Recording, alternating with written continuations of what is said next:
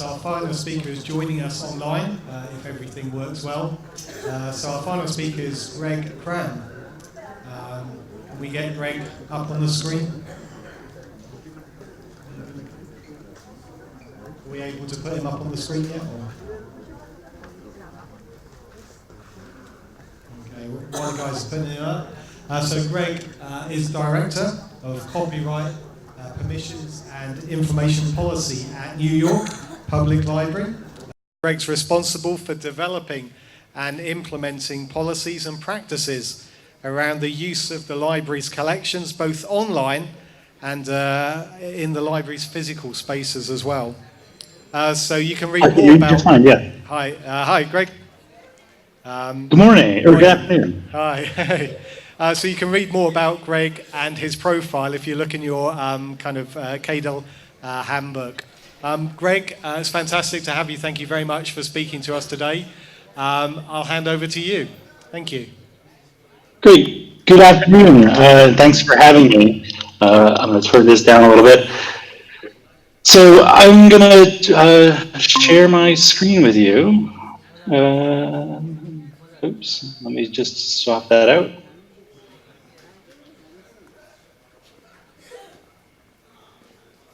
There's that one. Great. So first, my thanks to Professor Das and his team for inviting me and putting up with me. I wish I could be there.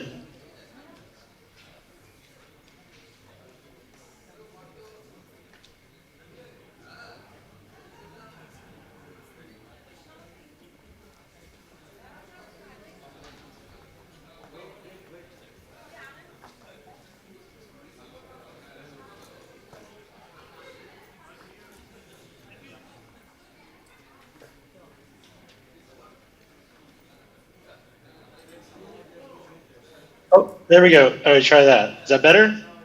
Okay. Okay, great.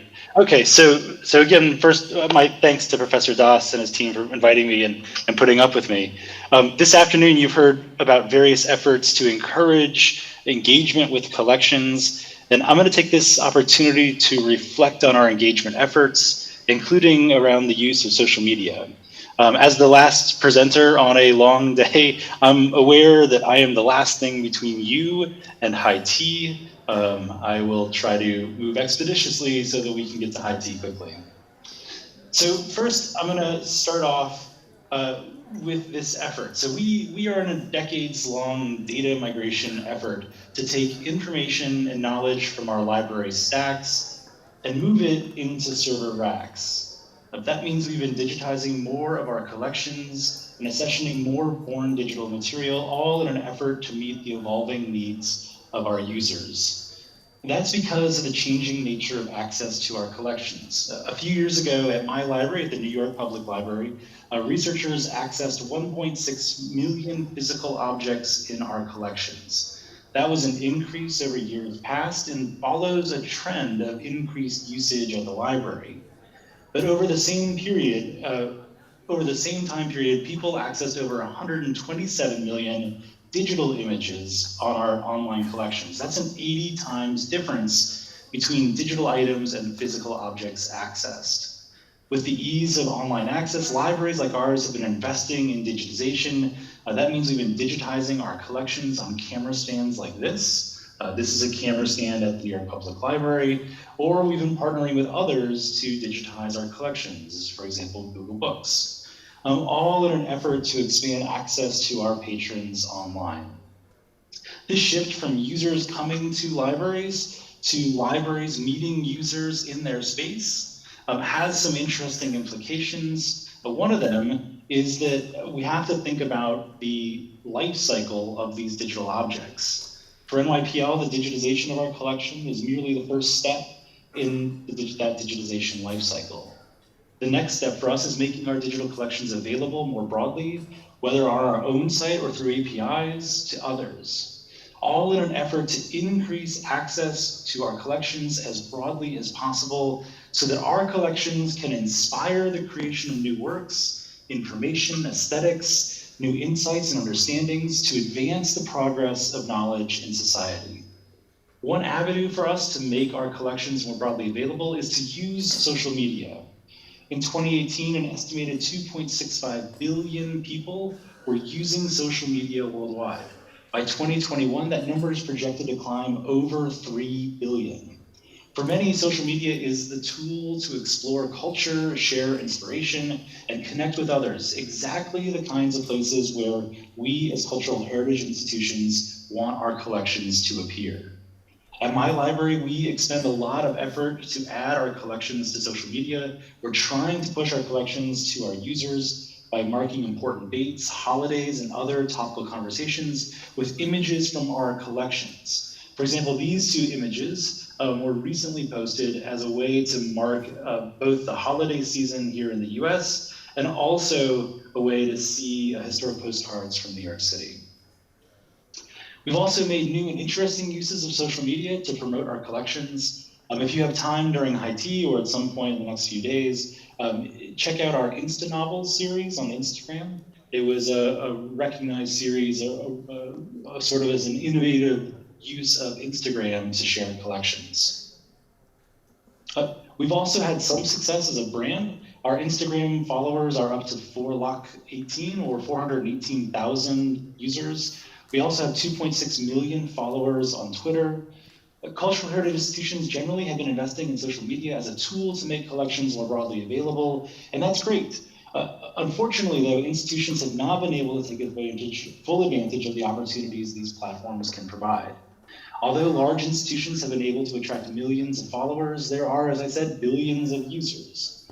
Pushing digitized collections through social media platforms using brand flagships is not reaching the intended audiences as much as we might want.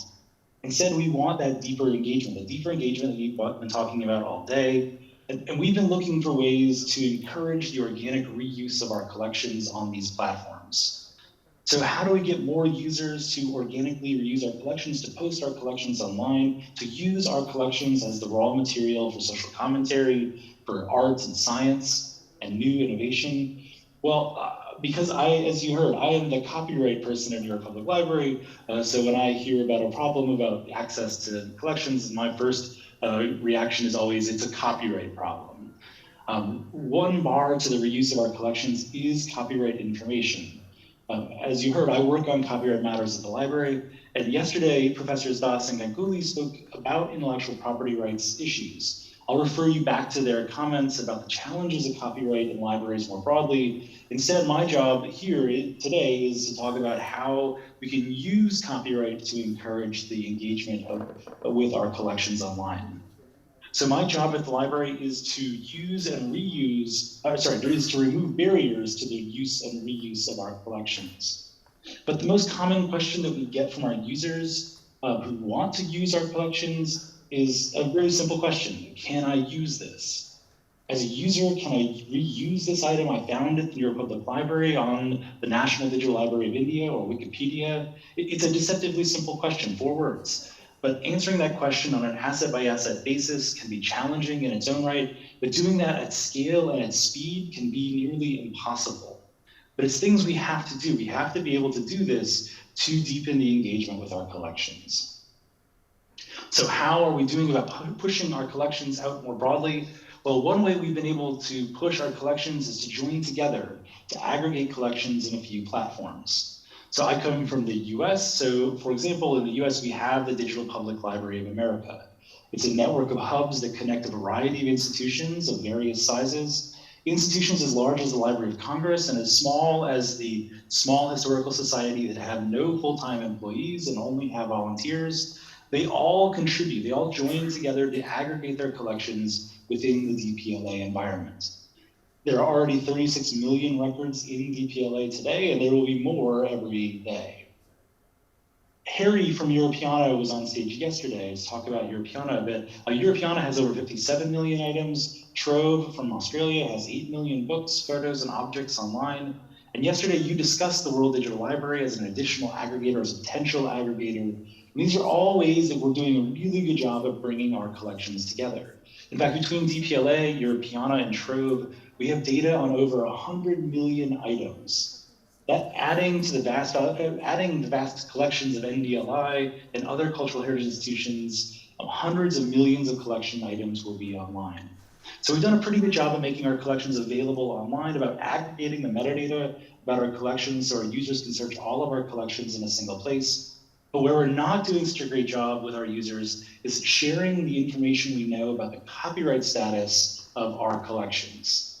So step back for a second and think about a user encountering 100 million items from thousands of institutions. Think about that user who wants to post that image on social media and isn't sure what to do. Users who want to use the content in a manner consistent with copyright law are asking us tough questions. They're encountering items and asking us questions like, can I reuse this item? Can I reuse this item on social media? Is this item in copyright? What is the copyright status of this item? Can I facet down my search of 100 million items to reveal only those items that I can use?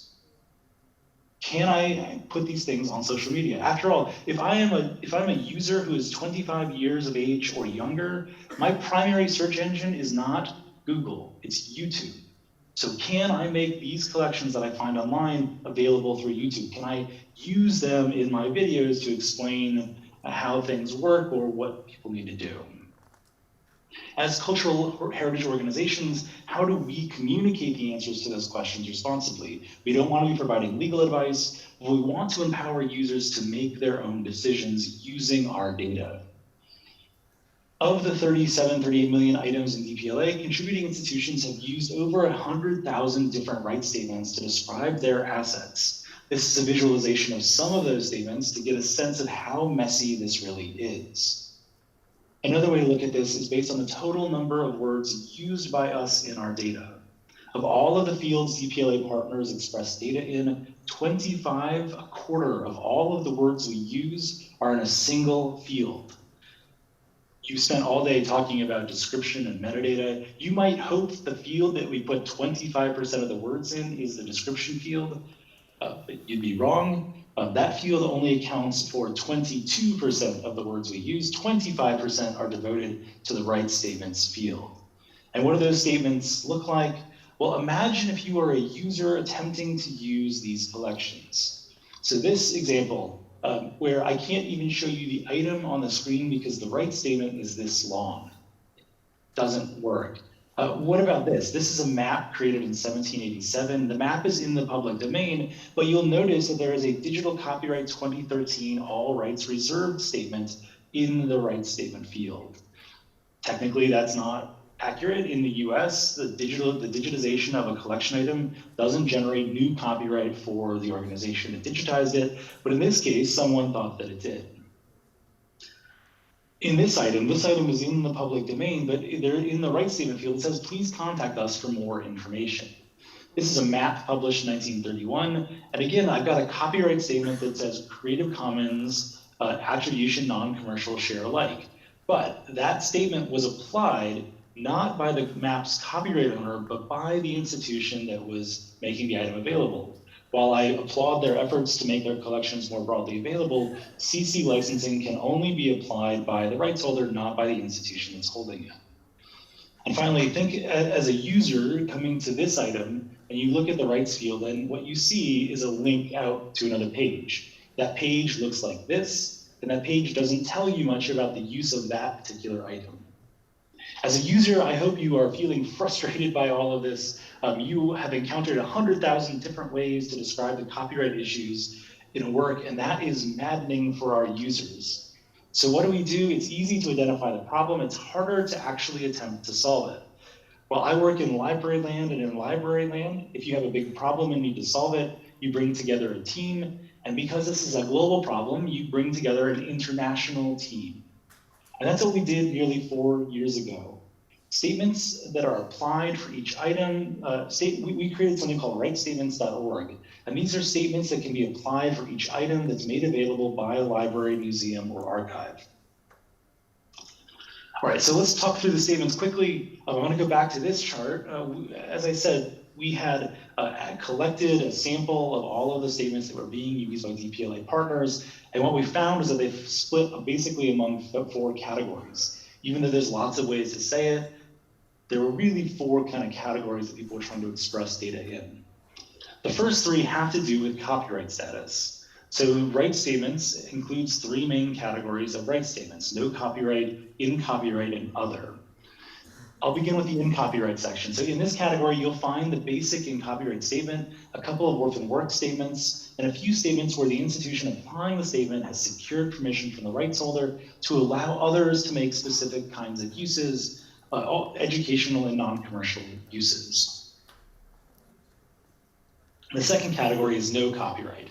In this category, you won't find a basic public domain statement, partly because CC has created a worldwide public domain statement, but you will find no copyright US and other flavors of no copyright, but other restrictions apply. Finally, the third category is undetermined. In this category, you'll find statements that provide less information about the copyright status of the item. These statements, though, are important for cultural heritage organizations to use to explain what they don't know. So these statements include no known copyright, copyright not evaluated, and copyright undetermined. Each statement has its own URI and human readable page. It includes a set of notices, mostly to keep the lawyers happy. It's also now been translated into Hindi and is available for use in Hindi today. Another set of licenses you'll encounter are those Creative Commons licenses that are, again, applied by the rights holder, not by the institution who's making the item available, unless that institution is the copyright owner in those items. So that's a lot of information. I'm going to come back to this question of, can I use this? By using these statements, our users will have a better chance of answering this question on their own behalf. They'll be able to understand whether that item can be posted on social media and encourage, so that we can encourage the engagement with our collections. They'll be able to go to DPLA or go to NDLI or go to Europeana or even the World Digital Library and be able to facet on right statements. They'll be able to go to a page and see the no copyright statement in this case, no copyright US, and they'll be able to see the standardized right statement. This is much clearer information here in the examples than in the examples I showed earlier. And because it's standardized, what we hope is that users will begin to understand and recognize the statements and the symbols, and they'll be able to know what that translates to in terms of their options for reuse. And because each statement has a unique URI, the right statements are machine processable, and they can create a facet that would allow users to search specifically for open content. So what happens when we're clearer with our users? What happens when we tell them about the copyright status of items? Well, let me tell you a little story. A few years ago, NYPL made a statement about the library's role in and for the public domain. We enhanced access to over 187,000 items that were in the public domain by providing high-resolution downloads, our very best quality available for everyone to download and enjoy without adding new restrictions. It's a wide diversity from our collections, including photos by Bernice Abbott from New York City, early photographs of algae. This is taken by Anna Atkins, considered to be one of the first women to ever publish a book of photographs, photos from the Farm Security Administration, and over 20,000 maps. When we made these items available, we told our users what we knew about the copyright status of the items. We told them that we think these items are in the public domain. And what do they do with those items? We've seen users take to that information. For example, the artist Alan Amen used these two images, these public domain items from our collections to create a new work of art. It was creating new insights and new art, exactly what we wanted our collections to be used, exactly how we want our collections to be used. Another newspaper compared the photos that were taken at Ellis Island from our collections that are in the public domain to contemporary images of Syrian refugees. This juxtaposition was striking at the time and remains incredibly relevant to today's public discourse about immigration and refugees. So let me go back to social media for a minute. So when we did this, when we made our collections more broadly available, one way that folks used our collections was to make them more available on social media. When we did this, we saw lots of social media engagement. This one comparing our public domain release to a Beyonce album release, yay. We also had tweets of public support like this one from Cory Doctorow. Other users told us that they were going to lose themselves exploring that release of items, lose themselves in the collections. They spoke positively about getting lost in the collections. How great is it that people are getting lost in our collections and sharing those items back on social media? Some users had particular interests, like focusing on maps, while others came not from a research standpoint, but from the general public. Jessamine West's slave lady offered Jessamine fudge if she could show her how to access the images of someone who's not been engaged with digital libraries before, but has heard about this and now wants to engage with it. Other users played with the public domain tools that we had built. They had used these games that we had built that incorporated the public domain and posted their high scores and challenged others online through social media. Others kind of just had fun. They said, you know, the standard line, hi, I'd like to add you to my professional network on LinkedIn. How many times have you gotten that email? And we all even saw other kinds of remixes happening. Folks were extracting colors from the collections to build out color palettes for their use, or others were editing the images in ways to add their own unique expression. So for example, this person on the right took an item, decolorized it, and created basically a coloring book out of that item. They used our photos and used our items to create new works, exactly what we wanted them to do. It wasn't all just fun and games though. Humanities work was being done on the collections. Some matched our collection items to items stored in other institutions, and they needed the high resolution assets to be able to do that. That has implications for metadata correction and for reuniting various stages in printmaking where the prints have been distributed to many institutions, but we'd like to bring them together using IIIF as a way to see how that print is made using various stages. Educators have been using these collections for projects and research, and it's great to see that future users of research libraries are being trained today on how to use the collections and how broad and deep our collections go. But as I said, I want more engagement with our collections, and I want that engagement to be somewhat organic. We don't want to be pushing our collections out. We want others to use our collections and create their own social media impact. So there were bots that were created to tweet out our photos, our postcards, and other items, and some of these bots still run today. So the users of cultural heritage institutions do not have the information they need to understand whether the collection items that we have can be shared or used. By using rightstatements.org, by answering this question for our users, we can advance our mission to advance the progress of knowledge, including art, culture, and scholarship. The collections of our institutions are carefully curated, preserved, and managed so that they can become the foundation for others to advance knowledge. The collections can become the raw materials for the next great book, the next great documentary film that sheds light on a matter of critical importance, or the next great work of art that moves society to take action. These are things that we can do, and we can do them using right statements and using social media tools. So that's all I have for you. I know that you all have a high tea coming, so I shortened it a little bit. But if there are questions that I can help answer, I would love to answer questions for you. Otherwise, I've got a couple of minutes at the end here.